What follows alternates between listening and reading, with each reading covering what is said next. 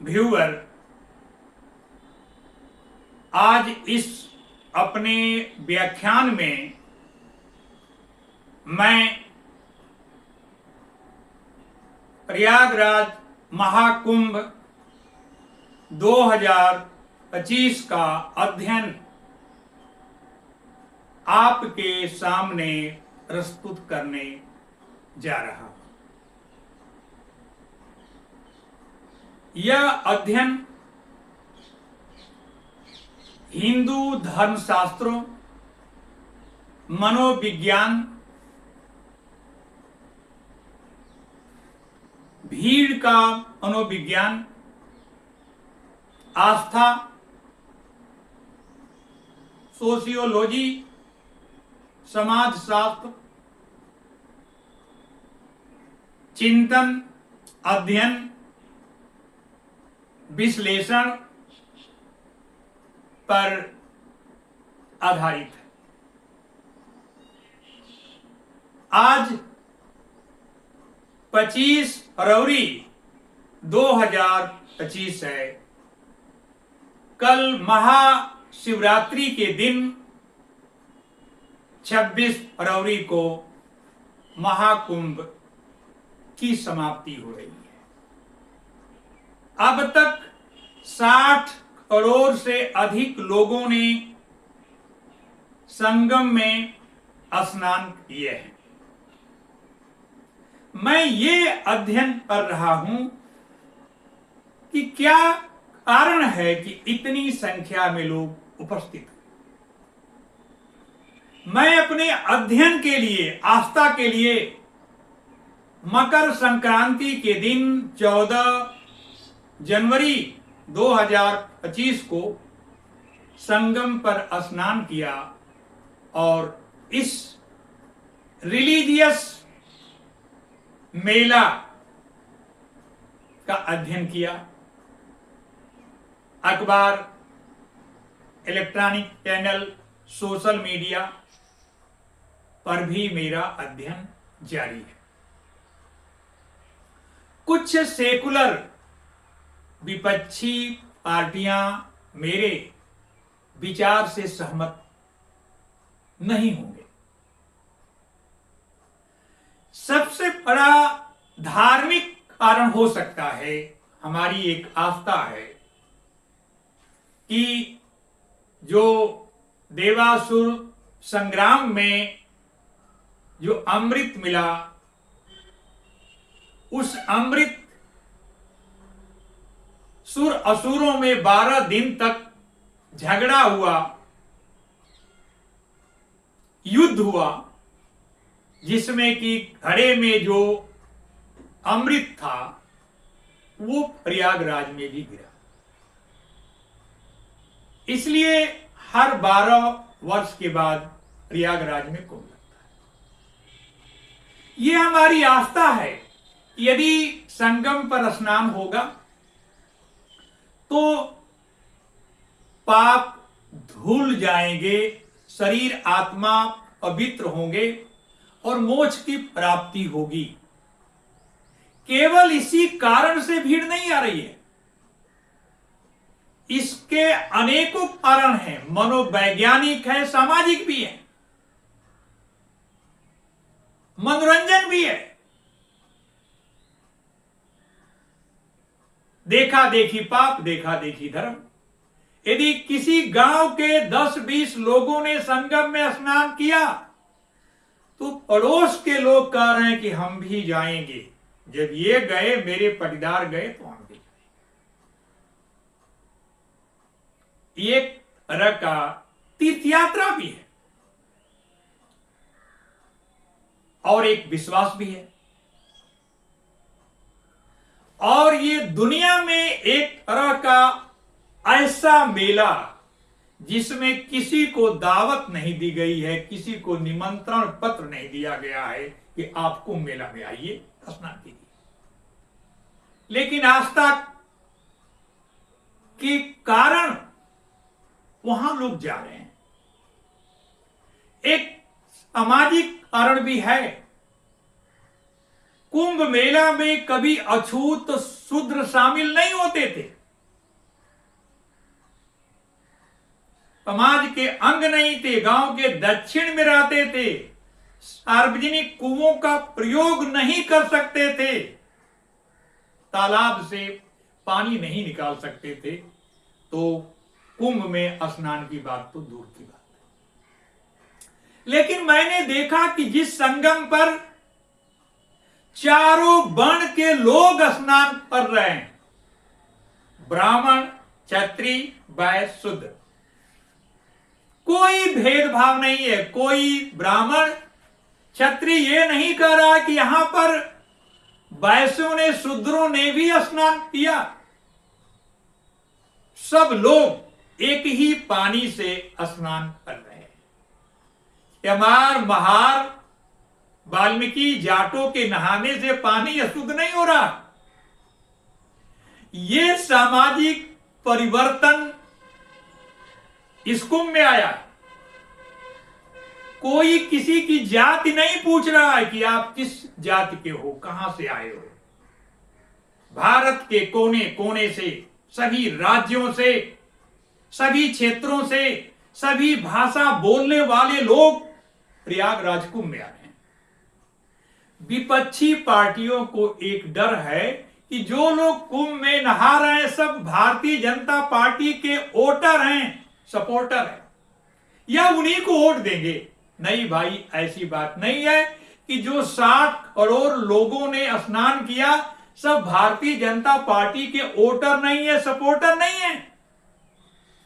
ऐसा नहीं कि सभी लोग वोट देंगे, लेकिन जो सेकुलर पार्टियां हैं उन्हें डर है कि यदि कुंभ मेला सफल हुआ, अधिक संख्या में हिंदू आए, तो हमारी राजनीति समाप्त हो जाएगी। राष्ट्रीय party Indian national Congress, Sonia Gandhi, Priyanka Gandhi, Rahul Gandhi इस डर से कुंभ में स्नान करने नहीं आ रहे हैं कि हमें मुसलमान ईसाई वोट नहीं देंगे। डर है कि जो हमारा मुस्लिम वोट बैंक है वो घिसक जाएगा। इस डर के कारण विपक्षी पार्टी के लोग इस पावन कुंभ मेला जो 144 वर्ष के बाद भारत में चल रहा है, उनकी अपनी मजबूरी है कि अपने मुस्लिम और ईसाई वोट बैंक के चिंता के लिए कुंभ मेला में शामिल नहीं हो रहे हैं। कुंभ मेला पर हिंदुओं की आस्था पर चोट पहुंचा रहे हैं। मैं पुनः एक बार इस मंच से कह देना चाहता हूं कि यदि अखिलेश यादव ने अच्छा किया कि पहले हरिद्वार में मां गंगा में स्नान किया और फिर कुंभ मेला संगम पर आकर 11 बार डुबकी लगाई, टीवी चैनल के सामने उन्होंने घोषणा किया कि मैं 11 बार डुबकी लगाई। डर था, लालच थी। वो मुस्लिम वोट की परवाह नहीं किए, लेकिन कांग्रेस के जो एडवाइजर लोग हैं, जो उनके अध्यक्ष खड़गे साहब हैं, कि कहने से कुंभ नहाने से बेरोजगारी नहीं समाप्त। अब मैं आता हूं आर्थिक पहलू पर। इसमें जो प्रयागराज के क्षेत्र में जो दुकानदार हैं, रिक्शा खींचने वाले हैं, बाइक से तीर्थयात्रियों को घाट तक पहुंचाने वाले हैं, दुकान वाले हैं, उनका आर्थिक लाभ भी हुआ है। भारतीय रेल लाभ में है। कुंभ मेला से रेलवे की आमदनी बढ़ी है। जो राज्य परिवहन की निगम की बसें घाटे में थी वो लाभ में हो गई। जो प्राइवेट जीप वाले, टैक्सी वाले, ऑटो वाले हैं, उनको रोजगार मिल गया। ये कुंभ आर्थिक रूप से भी भारत के लोगों को रोजगार दे रहा है। ये इसका लाभ है।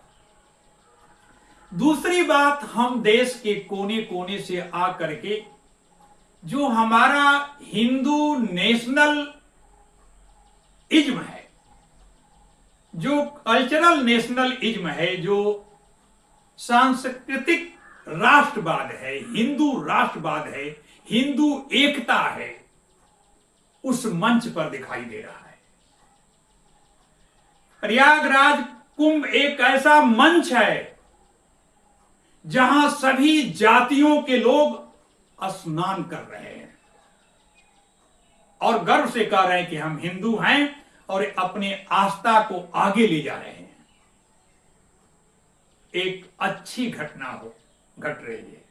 सामाजिक दृष्टिकोण से देखा जाए, आर्थिक दृष्टिकोण से देखा जाए, जो तीर्थ यात्रा के लिए आए हैं, टूरिज्म के दृष्टिकोण से देखा जाए, तो उत्तरी भारत में, उत्तर प्रदेश में पर्यटन विभाग को भी लाभ हुआ है। लोग खुश हैं। अपने गरीबी, बीमारी, अभावों में जीने हुए भी अपना कीमती वक्त निकाल करके, पैसा लेकर के उस कुंभ मेला में शामिल हो रहे हैं। क्या भारत की आस्था है जो हजारों वर्षों से आ रही है।